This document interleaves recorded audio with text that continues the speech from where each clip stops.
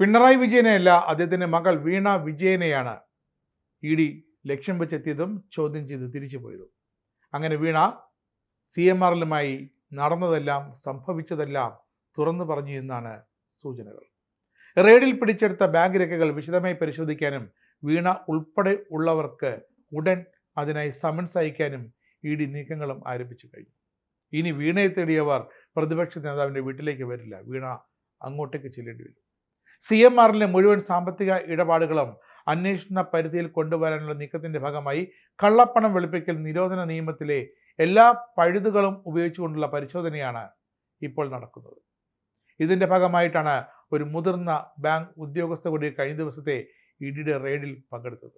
കേന്ദ്ര ഏജൻസിയുടെ അന്വേഷണത്തിന്റെ ഭാഗമായി ഇതുവരെ വീണയുടെയും CMRലിന്റെയും ഒക്കെ ആകെ 242 ബാങ്ക് അക്കൗണ്ടുകൾ ഇ.ഡി മരവിപ്പിച്ചിട്ടുണ്ട്. ഏറ്റവും ഒടുവിലത്തേതാണ് വീണയുടെ വക 4 അക്കൗണ്ടുകൾ.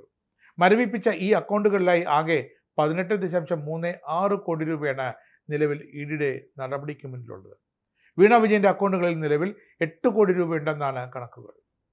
വിവിധ ഇടങ്ങളിൽ നിന്നും പിടിച്ചെടുത്ത ഫിക്സഡ് ഡെപ്പോസിറ്റ് രേഖകളും ബാങ്ക് രേഖകളും പരിശോധിച്ച ശേഷം പണത്തിന്റെ ഉറവിടവും വിനിയോഗവും കണ്ടെത്താനാണ് ഉദ്യോഗസ്ഥർ ഇപ്പോൾ ശ്രമിച്ചുകൊണ്ടേയിരിക്കുന്നത്. അത് വീണ വിജയൻ എന്ന പ്രതിപക്ഷ നേതാവിൻ്റെ മകളെ ബാധിക്കുന്ന കാര്യം. അടുത്തത്, കേന്ദ്ര ഏജൻസി ഉദ്യോഗസ്ഥരെ ആക്രമിച്ച കേസിൽ പ്രതികളാകുന്നവർക്ക് കേവലം ജയിൽ ശിക്ഷ മാത്രമല്ല, അവരുടെ ഭാവി തന്നെ ഇല്ലാതാകുന്ന പ്രതിസന്ധികൾ നേടേണ്ടി വരുമെന്നത് ഉറപ്പാണ്. വിദേശത്തും മറ്റും പോകാനായി ശ്രമിക്കുന്നവരുടെ പാസ്പോർട്ട് വെരിഫിക്കേഷൻ, എമിഗ്രേഷൻ നടപടികൾ ഇതൊക്കെ മുടങ്ങും. ഇത്തരത്തിലൊരു കേസിൽ അകപ്പെടുന്നവർക്ക് ഒരു ബാങ്ക് ലോൺ പോലും ലഭിക്കില്ല എന്നതാണ് ദുഃഖകരം. ഇത്തരം കേസ് സാഹചര്യങ്ങളിൽ പെടുന്നവരുടെ സിബിൽ സ്കോറിനെ തന്നെ ഇത് ഗുരുതരമായി ബാധിക്കും. കൂടാതെ സർക്കാർ ജോലിക്ക് അപേക്ഷിക്കാനും ഒരു കാരണവശാലും സാധിക്കില്ല എന്നുകൂടി ഓർക്കണം.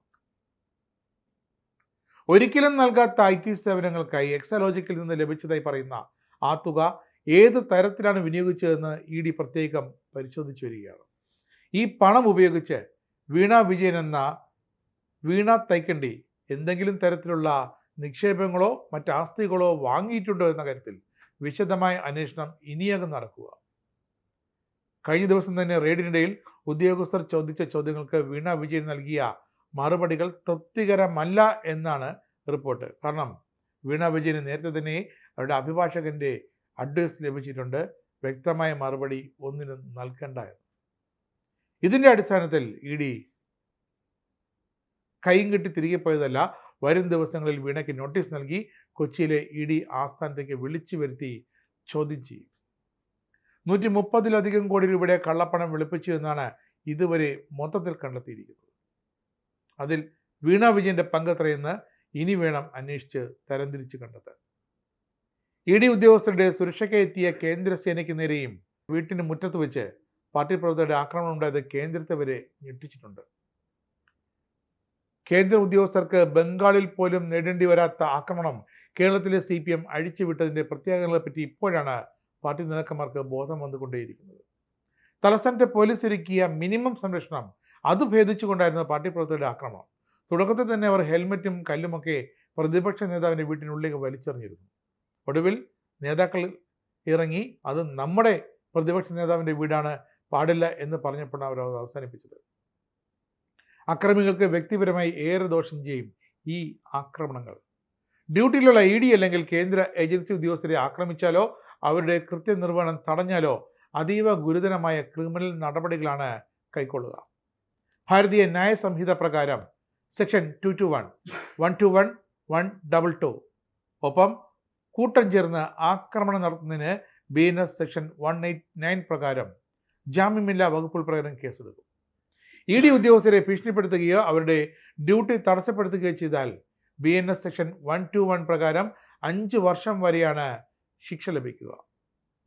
അവരെ ഗുരുതരമായി പരിക്കേൽപ്പിക്കുകയോ അതിന് ശ്രമിക്കുകയോ ചെയ്താൽ സെക്ഷൻ 122 പ്രകാരം 10 വർഷം വരെ ശിക്ഷ ലഭിക്കാവുന്നതാണ്. ഇവയ്ക്ക് പുറമെ സെക്ഷൻ 189, 109 അങ്ങനെ വധശ്രമം, കലാപശ്രമം എന്നീ വകുപ്പുകളും പോലീസിന് ഇതിൽ കൂട്ടിച്ചേർക്കാൻ സാധിക്കും. ജയിൽ ശിക്ഷയ്ക്ക് പുറമെ കടുത്ത പിഴയും ഉണ്ടാകും. ഇതിനു പുറമെയാണ് വിദേശത്തേക്ക് പോകാൻ പറ്റാതെയും ഒരു വായ്പ പോലും ലഭിക്കാതെയും ജീവിതം ദുസ്സഹമാക്കുന്ന തീരാ പ്രതിസന്ധികൾ ഇങ്ങനെ ഈ അക്രമികളെ കാത്തിരിക്കുന്നത്. ഒരു കേസിൽ ഒതുങ്ങുമെന്ന് കരുതണ്ട. ആദ്യത്തെ കേസ് ED ഉദ്യോഗസ്ഥരുടെ മൊഴിയിൽ തമ്പാനൂർ പോലീസ് എടുക്കുന്ന വധശ്രമ കേസാണ്. തൊട്ടു പിന്നാലെ ഈ ഒരു ആക്രമണത്തിന് പ്രേരണ നൽകിയ CPM നേതാക്കൾക്കെതിരെ, അവിടെ തടിച്ചുകൂടിയ മുതിർന്ന നേതാക്കൾക്കെതിരെ കൂടി, പ്രവർത്തകർക്കെതിരെ കൂടി കലാപാഹ്വാനത്തിന് മറ്റൊരു കേസ് കൂടി ഉണ്ടാകും. അങ്ങനെ ഒന്നിലധികം കേസുകൾ പ്രതികൾക്കെതിരെ ചുമത്താനാണ് സംസ്ഥാന DGP സംസ്ഥാന ആഭ്യന്തര മന്ത്രിക്ക് മുന്നാലെ നൽകിയ ആ റിപ്പോർട്ടിൽ പറയുന്നത്.